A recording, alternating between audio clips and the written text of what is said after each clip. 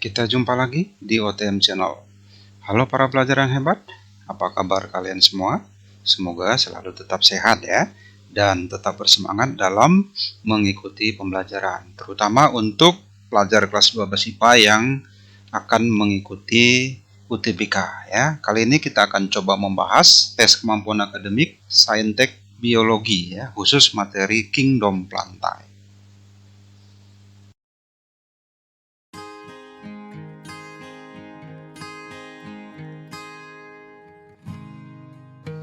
Oke, kita mulai.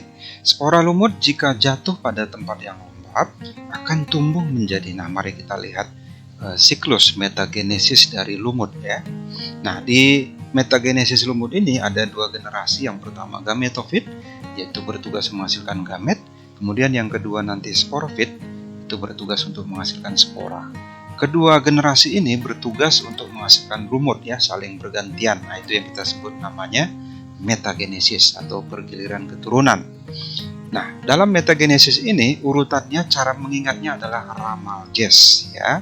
Ra itu spora, spora akan tumbuh menjadi protonema, kemudian protonema jadi tumbuhan lumut. Tumbuhan lumut berperan sebagai gametofit, yaitu generasi untuk menghasilkan gamet, antheridium dan archegonium, dan nantinya akan menghasilkan sperma dan ovum. Sperma dan ovum kemudian melakukan fertilisasi, terbentuklah zigot. Zigot berkembang jadi embrio, embrio menjadi sporofit atau sporogonium untuk menghasilkan spora kembali.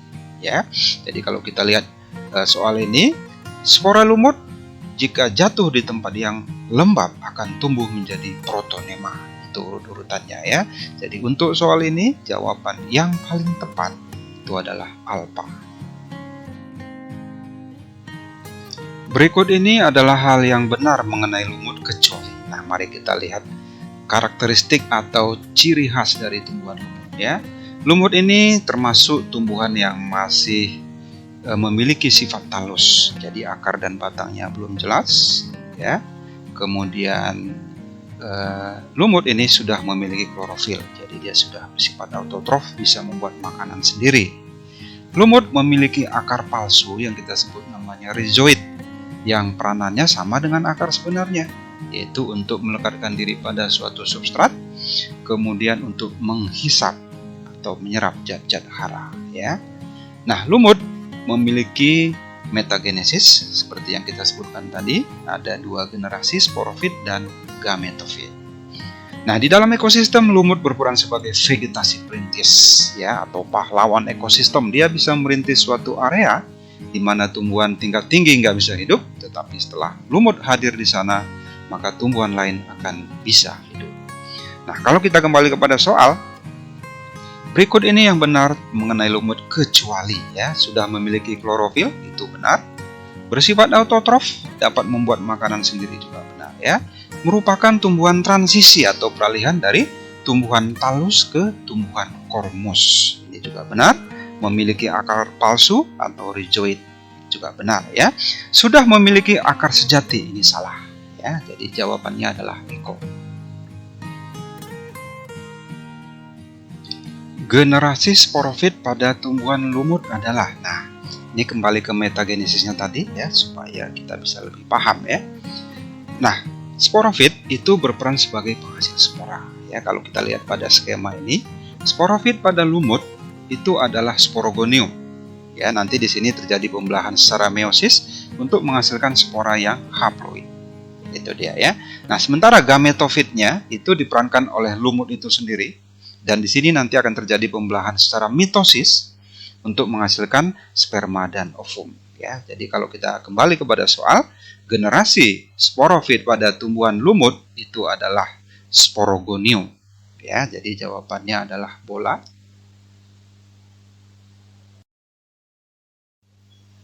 Tumbuhan paku dapat dibedakan dari tumbuhan lumut berdasarkan ciri khas yang terdapat pada semua struktur di bawah ini ya.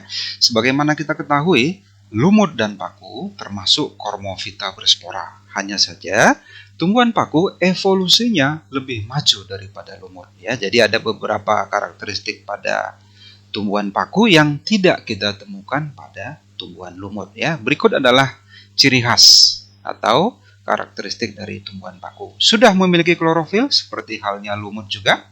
Jadi sudah dapat berfotosintesis, ya. Struktur akar, batang, dan daun pada tumbuhan paku sudah jelas. Jadi dia adalah kormofita sejati.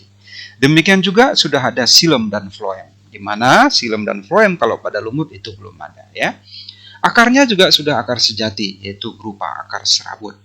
Nah, jadi kalau kita kembali kepada soal, struktur di bawah ini yang membedakan tumbuhan paku dari lumut kecuali, ya, struktur akarnya, ya, ini benar. Di mana kalau lumut akarnya masih akar palsu, paku sudah akar sejati, yaitu akar serabut. Susunan anatomi batangnya, ya, seperti yang kita sebutkan tadi, dia sudah ada silem dan floem. Lumut belum ada, jadi ini juga merupakan pembeda atau pembeda ciri dari paku dengan lumut. Kemudian yang C, morfologi sporangiumnya, ini juga berbeda, ya. Kalau pada paku itu struktur sporangiumnya nanti ada sel anulus untuk mengatur mekanisme pengeluaran spora, ya. Kalau pada lumut kita sebut namanya gigi peristom, ya. Jadi ini berbeda juga. Kemudian yang D, sifat haploid sel kelaminnya ini sama, ya, sama-sama haploid, baik antheridium pada paku maupun pada lumut. Demikian juga archegoniumnya sama-sama bersifat haploid. Jadi ini merupakan persamaan, ya. Yang E, bangun dasar daunnya ini juga berbeda, ya, di mana pada tumbuhan paku dia sudah ada daun besar dan daun kecil, dan berdasarkan fungsinya juga sudah bisa dibedakan. Ada daun sporofil, penghasil spora, dan ada daun tropofil, media fotosintesis, ya. Jadi soal ini yang paling tepat adalah dadu. Struktur pembentuk gamet pada tumbuhan paku terdapat pada bagian. Nah, ini seperti halnya lumut, paku juga memiliki metagenesis, ya. Mari kita lihat urut-urutannya. Cara mengingatnya ratajet, ya. Ra itu adalah spora, kemudian akan tumbuh menjadi protalium. Nah, protalium berperan sebagai gametofit, yaitu menghasilkan gamet jantan dan gamet betina. Sperma dan ovum selanjutnya akan membuahi dan terbentuk zigot. Zigot selanjutnya berkembang jadi embrio, lalu embrio menjadi tumbuhan paku dewasa. Nah, paku dewasa berperan sebagai sporofit untuk menghasilkan spora kembali, ya. Jadi pada paku ini akan terjadi pembelahan meiosis yang menghasilkan spora yang bersifat haploid, ya. Sementara pada gametofit akan terjadi pembelahan secara mitosis, ya. Jadi ini berbeda dengan gametogenesis pada manusia atau tumbuhan tingkat tinggi lainnya, ya. Nah, kalau kita kembali kepada soal, struktur pembentuk gamet pada tumbuhan paku itu adalah protalium. Ya, dia berperan sebagai gametofit dan sebagai sporofitnya adalah tumbuhan paku itu sendiri, ya. Jadi kalau kita lihat soal ini adalah jawabannya protalium, ya. Daun itu berperan sebagai penghasil spora dan media fotosintesis. Sporangium itu sebagai tempat terdapatnya spora atau sering juga disebut kotak spora, berperan sebagai alat reproduksi vegetatif. Ya, ini protalium tadi sebagai gametofit atau penghasil gamet. Sorus adalah sekumpulan sporangium. Strobilus itu adalah kumpulan sporofil daun yang bentuknya seperti kerucut, ya. Jadi jawabannya adalah Charlie. Perhatikan skema berikut. Komponen yang ditunjuk oleh nomor 1, 2, dan 3 secara berurutan adalah. Nah, jadi kalau kita lihat skema ini, ada kata spora, ada kata protonema, lalu ada tumbuhan lumut. Ini adalah skema metagenesis dari tumbuhan lumut, ya, seperti yang sudah kita singgung di nomor sebelumnya, ya. Cara mengingatnya adalah ramal Jess, ya. Ra itu spora, kemudian spora akan tumbuh menjadi protonema, lalu protonema menjadi tumbuhan lumut. Ya, tumbuhan lumut sebagai gametofit untuk menghasilkan antheridium dan archegonium. Sperma dan ovum selanjutnya akan melakukan fertilisasi membentuk zigot, ya. Zigot berkembang jadi embrio, lalu menjadi sporogonium atau sporofit yang selanjutnya menghasilkan spora kembali. Itu dia, ya. Jadi kalau kita kembali kepada soal nomor 1, ya, pada skema ini itu adalah sperma, ya, yang dihasilkan oleh antheridium. Kemudian nomor 2 itu adalah ovum yang dihasilkan oleh archegonium. Nomor 3, ya, setelah zigot embrio, sporogonium, tetapi setelah nomor 3 kita lihat di sini ada sporangium ya. Sporangium adalah kotak spora, itu berarti dihasilkan oleh sporofit ya atau sporogonium. Nah, jadi kalau kita lihat jawaban yang paling tepat untuk soal ini adalah sperma, ovum, dan sporogonium. Nah, ini soal berikutnya. Ini sudah masuk ke kingdom plantae, bagian dari tumbuhan spermatopita ya, atau tumbuhan berbiji, di mana ada 3 ya, gymnospermae dan angiospermae ya. Angiospermae kita bagi lagi menjadi monokotil dan dikotil ya. Berikut ini adalah ciri-ciri tumbuhan ya. Jadi kita bisa lihat di soal ini. Dari ciri di atas, maka ciri tumbuhan yang termasuk ke dalam tumbuhan gymnospermae atau tumbuhan biji terbuka. Nah, mari kita lihat perbandingan ketiga jenis tumbuhan ini, yaitu monokotil, dikotil, dan gymnospermae ya. Monokotil, dikotil termasuk ke subdivisi angiospermae, tumbuhan biji tertutup ya. Di sini kita bisa lihat bahwa gymnospermae itu adalah tumbuhan biji terbuka, memiliki tulang daun yang runcing berbentuk seperti jarum, akarnya tunggang, belum memiliki bunga sejati ya. Jadi dia memiliki strobilus, jadi tidak ada mahkota ya. Ada cabang, ada kambium ya. Jadi secara struktural dia lebih dekat ke ciri dikotil. Itu dia ya. Contohnya seperti pakis, cemara, pinus, melinjo, damar, dan lain-lain. Jadi kalau kita kembali kepada soal, ciri yang termasuk gymnospermae ya, itu yang pertama nomor 1, daunnya berbentuk seperti jarum, benar ya. Nomor 2, tulang daun sejajar, ini tidak ya, ini ciri monokotil. Tulang daun menjari, ini ciri dikotil. Daun berbentuk pita juga tidak ya. Daun pipih dan melebar, memiliki bunga sejati, salah ya. Dia belum memiliki bunga sesungguhnya, tetapi dia memiliki strobilus ya. Jadi nomor 7 benar. Akarnya tunggang ya, jadi nomor 9 benar ya.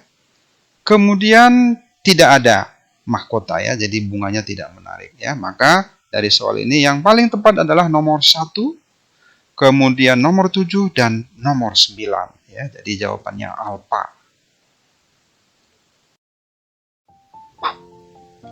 Perhatikan gambar berikut. Berdasarkan gambar tersebut, maka kelompok tumbuhan yang dimaksud adalah, nah kalau kita lihat gambar-gambar ini ya, ini masuk ke ciri dari tumbuhan dikotil ya. Nah, yang pertama itu berkeping 2 ya. Kemudian akarnya tunggang. Kemudian xilem dan floemnya teratur. Nah, kalau dia monokotil, letak xilem dan floemnya tidak teratur. Kemudian ada kambium ya. Ini kita bisa lihat bahwa batang dikotil itu ketika kita kelupas kulitnya itu dengan mudah kita bisa pisahkan dari kayunya ya. Itu karena ada lapisan kambium di sana ya. Nah, sementara pada monokotil ini tidak ada. Kemudian kalau kita lihat lagi dari struktur daunnya, dia menyerip ya. Ini ciri khas dari tanaman dikotil. Kalau dia monokotil, dia bentuknya sejajar dan berbentuk seperti pita. Nah, satu lagi, kelopak bunganya itu kelipatan 4 atau 5 ya. Kalau pada monokotil ini kelipatan 3 ya. Jadi kalau kita lihat pada soal ini adalah ciri dari tumbuhan dikotil. Jadi jawabannya bola. Tamarindus indica atau asam ya, merupakan tumbuhan yang termasuk ke dalam famili ya. Kita lihat di sini. Salah satu ciri khas dari takson famili itu selalu berakhiran dengan kata aceae ya. Jadi kalau dia sudah akhirannya aceae itu adalah takson famili untuk tumbuhan. Nah, kita bisa lihat di sini Moraceae itu kelompok yang termasuk di sini seperti nangka ya. Kemudian Artocarpus ya atau nangka, kemudian beringin ya. Famili Papilionaceae ini seperti kelompok kacang-kacangan ya, seperti ercis, kacang merah, kacang hijau, kacang kedelai. Nah, itu nama familinya adalah Papilionaceae. Mimosaceae ini seperti kelompok putri malu ya, atau daun sekejut yang ada durinya ya. Kemudian Caesalpiniaceae ini kelompok tanaman asam ya, seperti yang pada soal kita ini ya. Termasuk juga di sini seperti kelompok bunga merak gitu ya.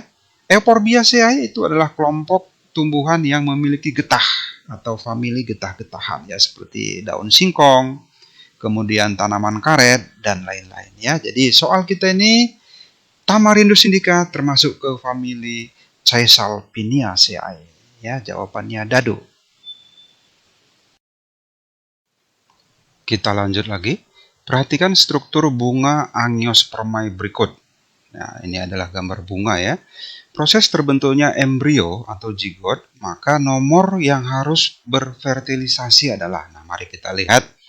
Ini adalah ciri spesifik dari tumbuhan Angiospermae atau tumbuhan biji tertutup, baik monokotil maupun dikotil ya. Mari kita lihat struktur bunganya. Nomor 1 itu adalah kepala sari, nomor 2 kepala putik, nomor 3 itu adalah inti generatif 2 ya. Nomor 4 itu adalah inti generatif 1. Kemudian nomor 5 itu adalah inti vegetatif. Nomor 6 antipoda, nomor 7 inti kandung lembaga sekunder atau IKLS ya. Ada juga yang menyebutnya megagametosit. Ini berkromosom 2N ya. 8 itu sinergit dan 9 itu adalah ovum ya. Jadi kalau kita lihat tahapan pembuahan gandanya, yang pertama nanti inti generatif 1 akan membuahi ovum, terbentuklah embrio ya. Berarti nomor 4 bertemu dengan nomor 9 akan terbentuk embrio atau zigot ya, calon individu baru. Kemudian pembuahan yang kedua, inti generatif 2 membuahi inti kandung lembaga sekunder, terbentuklah endosperm ya. Jadi nomor ini, nomor yang mesti berfertilisasi itu adalah nomor 4 dan nomor 9 ya. Jadi kuncinya adalah dado.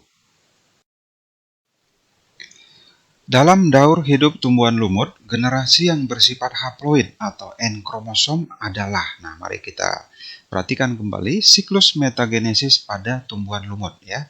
Cara mengingatnya adalah ramal Jess, yaitu spora, protonema, lumut, kemudian antheridium, archegonium, sperma, dan ovum. Nah ini semua yang berada di atas garis merah, kromosomnya adalah haploid. Kemudian yang di bawah garis merah ya, yaitu sporogonium atau sporofit, embrio dan zigot, itu kromosomnya adalah diploid atau 2N kromosom. Jadi kalau kita kembali kepada soal, pada tumbuhan lumut yang berkromosom haploid itu yang pertama protonema. Kemudian tumbuhan lumut ya, ini juga kromosomnya haploid, lalu spora. Sporofit itu kromosomnya diploid ya. Jadi soal ini yang benar adalah 1, 2, dan 3. Dalam daur hidup tumbuhan paku, generasi yang bersifat haploid antara lain. Nah ini kembali bertanya ke siklus metagenesis paku yang haploid apa saja dalam urutan metagenesisnya ya. Cara mengingatnya Ratajet ya. Kalau kita lihat di atas garis merah, itu semua kromosomnya haploid ya. Jadi spora, protalium, antheridium, archegonium, sperma, dan ovum ya. Semua berkromosom haploid. Kemudian yang berkromosom diploid itu paku itu sendiri atau sporofit, embrio, dan zigot. Jadi kalau kita kembali kepada soal, pada tumbuhan paku yang berkromosom haploid yang pertama, protalium ya, yang berperan sebagai gametofit. Kemudian antheridium, penghasil sperma, spora. Sementara tumbuhan paku itu sendiri bersifat diploid ya. Jadi jawabannya adalah 1, 2, dan 3, kuncinya alpha.